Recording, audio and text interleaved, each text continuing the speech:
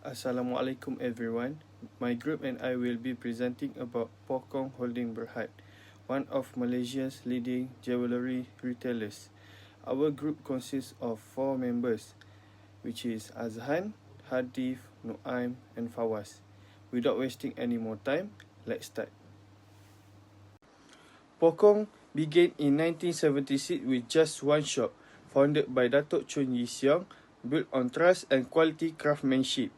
It has grown into Malaysia's leading jeweler. Today, Pokong is known as one-stop jewelry center, offering collection for every traditionalist. So there is 24K and 22K golds, both valuable and timeless. For romantics, diamond collection like Hemera and Differs are perfect for engagement. For those proud of culture, the Anggun brand showcase Malaysian heritage, and for the fashion conscious, modern light, trans and international collaboration bring fresh design. So Pokong's success lies in blending tradition with innovation, combining craftsmanship with modern trends to meet changing customer needs. Now, moving on to my part, which is pricing decision approach. Pokong has decided 4 approaches to decide pricing for their goal. First, customer-centered value proposition. The product offering value for money, product to cater needs of customer from all walk of life. This approach deliberate shift from cost-based or competitor-driven pricing.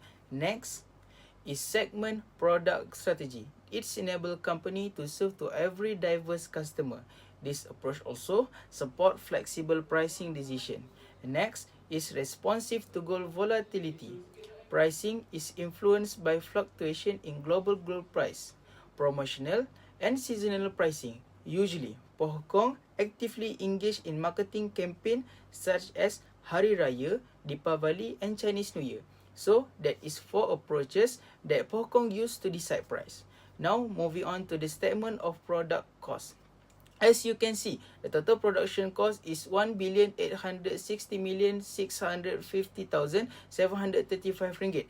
The total output by gram is 6,805,000 gram. So the price per unit will get 273 ringgit 42 cents. So moving on the statement of profit, margin for this company is 51%, equals to 176 ringgit 51 cent. That moving to the statement of selling price per unit will get 449 ringgit 93 cents. So that's all from me. Moving out to NUAIM. Factors of why the approach chosen by Pokong is the first one is raw material cost. As Pokong is in the business of manufacturing and selling jewelry, gold or metal price fluctuation directly affect their cost of goods sold.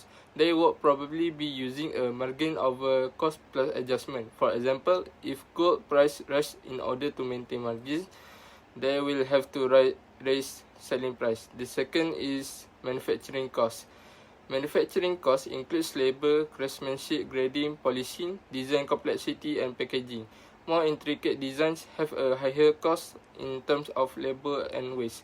Pokong has an in-house manufacturing facility, so manufacturing efficiency, labor cost and weightage are significant consideration. For product in their in-house brands versus licensed international brands, manufacturing cost difference is a consideration. The third factor is overhead costs: rent, staff salaries, utilities, transport and logistics, security, marketing, warranty and service, display in the showroom. Depreciation of equipment also included. With many retail stores located across Malaysia, rent at higher-end locations, training of staff, ambience at the showroom and display costs contribute to it. Pokong needs to price such the expenses are covered along profit margin. Promotion and marketing costs also included. For the last factor is brand equity and perceived value. Design, reputation, trust, exclusivity, brand recognition, drive willingness to pay. Price premium can be achieved by trusted well-known brands. Pokong spent decades of establishing a solid brand such as in-house design, licensed brands, and collaboration. It gives space for having more expensive on some lines due to prestige and perceived value. Quality control and craftsmanship also strengthen the brand too. 4 difficulties that company face in selecting current approach is the first one, gold piece volatility. Pohkong's gross margins are price volatile with respect to gold price. Gross margins get constricted when gold price fall after incurring cost of inventories at a higher level. But if gold shoots up sharply, price need to be revised although demand may be price sensitive. As an example, the company has in some quarters faced decreasing demand and decreasing profits because of the unfavorable sentiment in the market. The problem can be reduced by implementing hedging strategies or contracts to lock in gold's supply and price where it is feasible. Pohkong can use dynamic pricing models that adjust for change in raw material costs using transparent formula for consumers if possible, to share cost change and keep a balanced mix of product lines so that price elastic lower cost items absorb some volatility.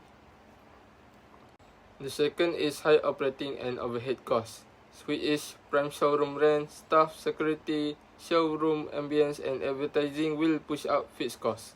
When sales are low, the expenses will be more severely. Pohkong's net profit declined sharply in less demanding quarters with high cost of operations. This problem can be handled by rationalized physical store footprints, by move towards optimizing locations, closing underperforming outlets, or downsizing in high-rent areas, and invest more in cost efficiency such as logistics, utility management, and energy saving. Staff productivity program can be executed for cross-training to reduce redundant roles. Other than that, demand elasticity and weak market sentiment also a difficulty. When price increase due to gold price or operating costs, consumers may not want to buy gold anymore. Luxury and gold jewelry is discretionary spending. Pohkong saw falling revenue and profit during periods of low demand even when gold price increases. Pohkong should introduce more product lines at different price tiers to capture more sensitive segments such as lower price jewelry during downturns, and enhance promotions and value-added service to justify higher price for better design, warranty, buyback, and after-sales service. Pohkong should also use segmented pricing so that premium lines maintain higher margins and simpler designs compete aggressively. And the last one is high inventory levels and mismatch between procurement price and selling price. If it is purchased during periods when gold prices are elevated but later gold price decline, then Pohkong might be compelled to sell at smaller gross profit margins. Holding inventory also ties up capital, carry storage or security expenses. Such high inventory values were observed in certain reports of Pohkong. Pohkong can improve inventory forecasting to make better matching of procurement to likely demand and just use in time (JIT) procurement for certain line stock jewelry has manufacturing lead time issues.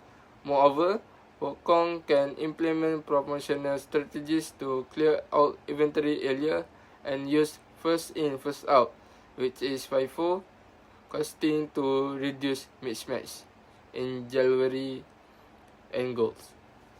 Pohkong customer-centric approach has been the key driven behind its growth in profitability and performance. First, the company create in-house brand like Anggun, inspired by Malaysian culture, and Happy Love with Oriental terms.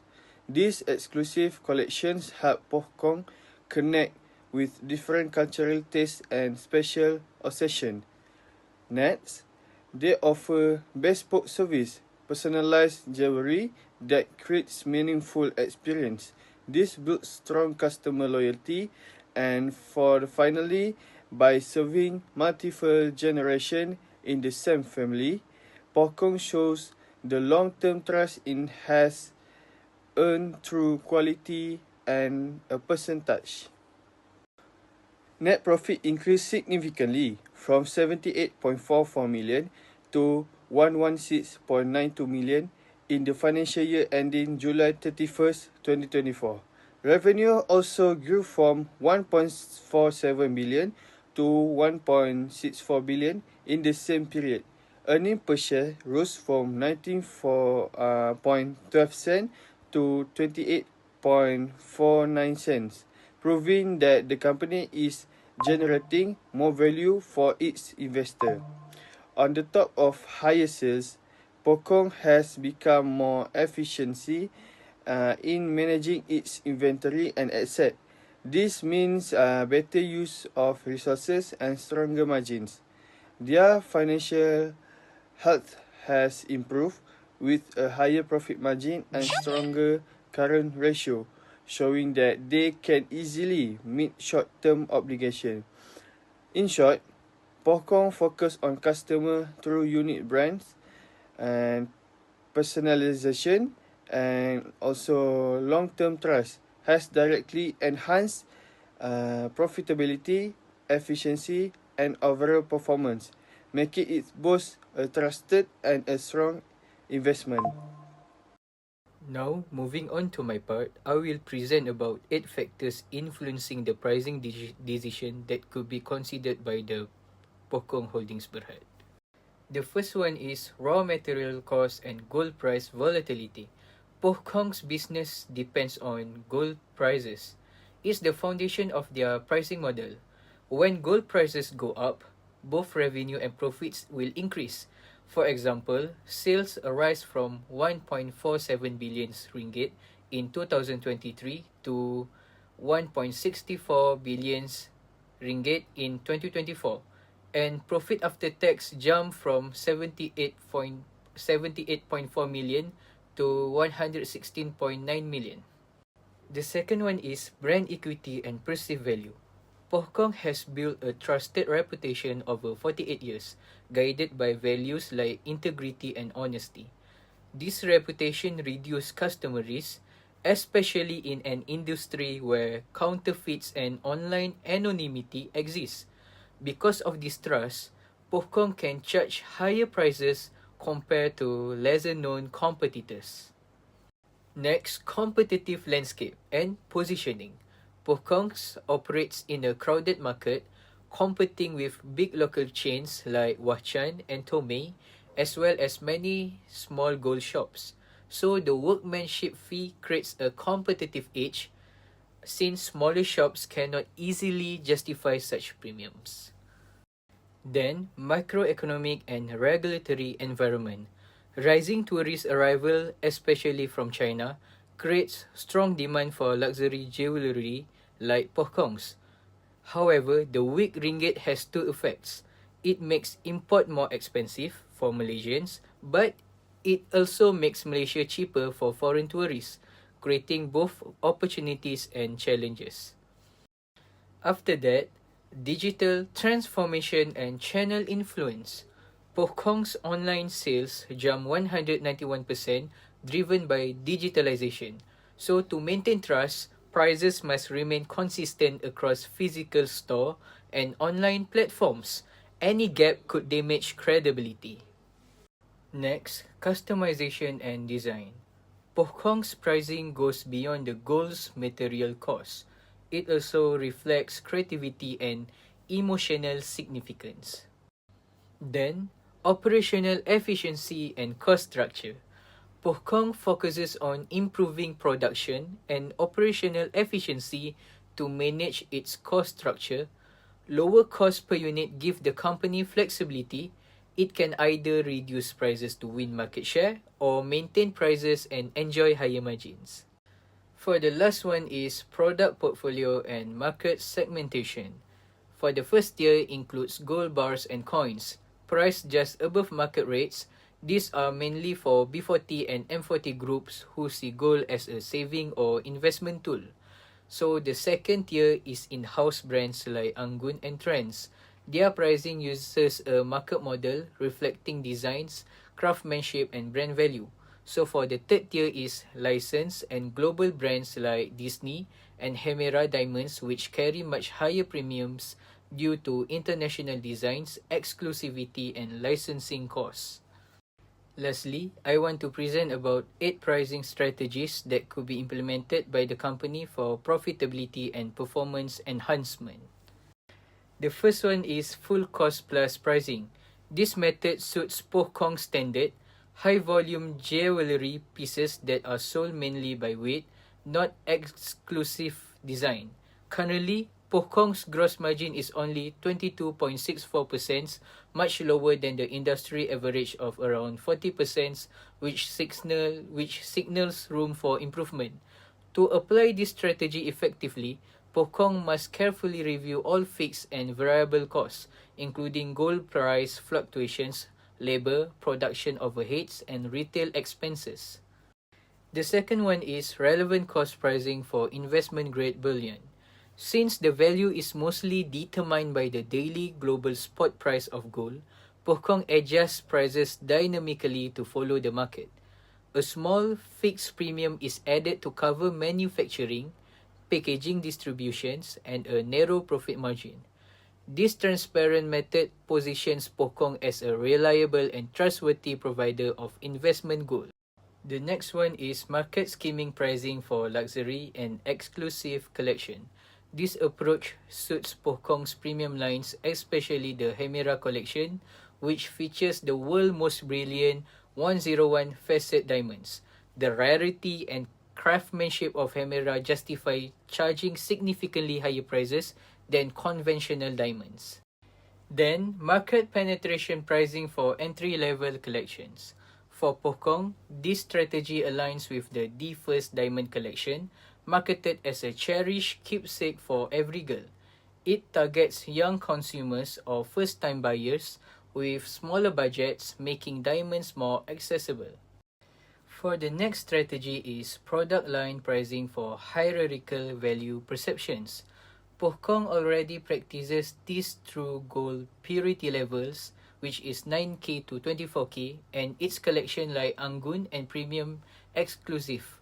The pricing can be refined further by factoring in design complexity, production time, and craftsmanship quality. Then, complementary product pricing for services and add-ons. Pohkong applies this through its personalization services like engraving or bespoke designs, which customers see as emotional valuable. For example, engraving can be priced per character, turning it into a reliable revenue stream. Free services like cleaning and inspection encourage customers to return to the store, creating more chance for upselling or impulse purchases. The next strategies is volume discounting for corporate and bulk sales. For Pohkong, this reduces reliance on individual retail buyers and opens up steady revenue from corporate clients. The corporate gifting market is especially attractive. Companies may buy customized gold bar engraved with their logos for clients, partners, or employees. This creates exclusivity while keeping gold's investment appeal. For the last strategies is price discrimination through tiered loyalty programs. Pohkong applies this through its loyalty programs where spending levels determine the benefits. New customers can be drawn in with small starter discounts to encourage their first purchase. Mid-tier customer, example like Signature, get consistent perks such as discounts on labor fees and fixed price items. So for the highest tier, which is Prestige, provides exclusive like faster point accumulations, vouchers, and invitation to private events, reinforcing a luxury brand image.